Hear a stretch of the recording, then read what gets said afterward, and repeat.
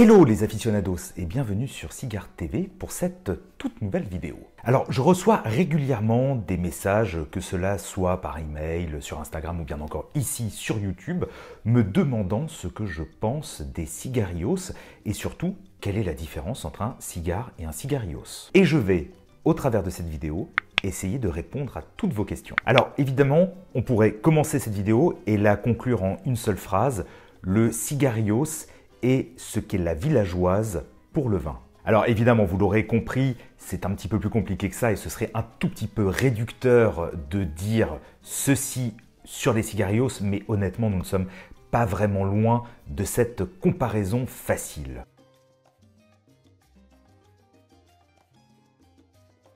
Déjà pour faire simple, un cigarios mesure entre 6 et 9 cm environ. Il n'y a que 3 grammes de tabac et il fait entre 5 et 8 mm de cepo de circonférence. Donc vous l'aurez compris, le cigarios est finalement plus proche de la cigarette que du cigare. D'ailleurs, la cape, la feuille donc, qui recouvre le cigarios peut parfois être du papier, et oui, du papier à cigarette, et donc à ce moment-là, évidemment, nous ne sommes pas du tout dans le même univers. Comment est confectionné un cigarios? Alors en fait, un cigarios utilise tout simplement du tabac, des chutes de tabac, mais de tabac haché, donc il ne s'agit absolument pas de tabac premium. D'ailleurs, les cigarios sont toujours conditionnés dans un environnement sec, vous pouvez les acheter à l'unité sec ou bien encore en paquet de 5, de 10, de 20, mais il ne s'agit pas de cigares et par conséquent ou encore de petits cigares que l'on conserve avec un taux d'humidité, donc d'hygrométrie constant à 65, 70, 75%. Les cigarios sont aussi réalisés entièrement à la machine, il ne s'agit absolument pas de quelque chose réalisé à la main comme pour les cigares.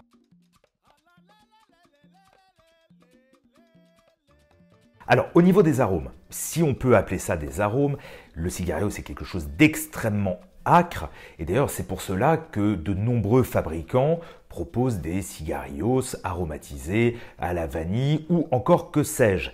Évidemment, c'est à fuir. Un arôme artificiel ne peut pas être bon. Alors, vous me direz, mais à ce moment-là, quel est l'avantage, quel est l'intérêt plutôt du cigarios? Alors, je n'ai rien contre les fumeurs de cigarios, mais personnellement, je n'en vois absolument pas l'intérêt car il n'y a aucune recherche gustative. C'est quelque chose qui peut être plaisant, qui peut être flatteur, comme je dis, si on apprécie les arômes plutôt âcres. D'ailleurs, lorsque l'on prend aussi au niveau du cigare des cigares très petits, très fins, souvent, il s'agit de cigares plutôt puissants, plutôt avec un côté un peu âcre et non pas des cigares, un tabac qui permet de passer un moment de volupté avec ses volutes, avec la richesse, avec le gras du cigare. D'ailleurs, vous avez dû remarquer que les cigarios sont toujours coupés au niveau de la tête. Effectivement, il n'y a pas besoin d'avoir un coupe-cigare ou encore un emporte-pièce pour allumer un cigarios. Mais avec cette tête coupée et l'air qui passe à l'intérieur du cigarios, avec le temps, les arômes disparaissent au profit évidemment du côté âcre ou encore vert. Alors évidemment, il y a aussi une question tarifaire. On ne peut pas tous mettre 4, 5, 8, 12, 20 euros dans un cigare quotidiennement. Mais c'est là où on peut se poser la question, quel est l'intérêt justement d'essayer de déguster quotidiennement? Peut-être qu'il est plus intéressant de déguster qu'une ou deux fois par semaine, voire par mois, parce que rappelons-le, le tabac n'est pas inoffensif sur la santé. Et à ce moment-là, lorsque l'on souhaite prendre un vrai moment de plaisir, de se diriger vers un cigare premium. Et là encore une fois, on peut faire le parallèle avec les spiritueux et prendre par exemple un whisky, un rhum, un gin de grande qualité pour avoir une consommation raisonnable.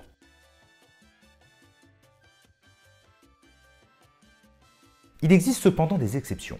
D'ailleurs, dans mes souvenirs, il y a environ une dizaine d'années, j'avais pu déguster des tout petits cigares réalisés par Maya Selva. Il s'agissait de vrais cigares faits main, mais dans un format de poche, un format de cigarios. Aujourd'hui, on a encore ceci avec les Monte Cristo Short, notamment il existe aussi les Trinidad pour le terroir cubain. Il s'agit vraiment d'un tout petit cigare qui est déjà coupé, évidemment comme tous les cigarios, mais ici, pour moi, il s'agit plus d'un petit cigare qu'un cigarillos. Et là, au niveau des arômes, c'est plutôt agréable. Évidemment que nous ne sommes pas sur la complexité d'un cigare digne de ce nom pour une dégustation qui va durer 30, 40, 50 minutes, voire 1 heure ou 2. Non, on est là sur un petit moment de détente qui va durer environ une dizaine de minutes. Alors, évidemment, cela a un coût. Nous sommes à 2-3 euros suivant la marque, tout simplement de cigares, de mini-cigares ou cigarillos premium. Alors, c'est à ce moment-là qu'on peut aussi se poser la question, est-ce qu'il ne serait pas plus judicieux de se diriger vers, je pense notamment un Partagas Super Partagas ou encore un Upmann Half Corona ou encore certains petits cigares, notamment je pense chez Villa Zamorano.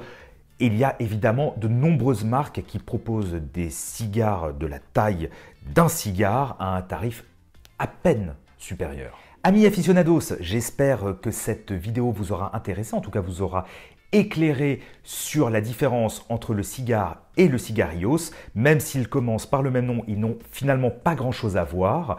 N'hésitez pas à commenter cette vidéo, à vous abonner à la chaîne, à laisser un pouce vers le haut. Quant à moi, je vous donne rendez-vous très prochainement pour une nouvelle vidéo sur Cigare TV.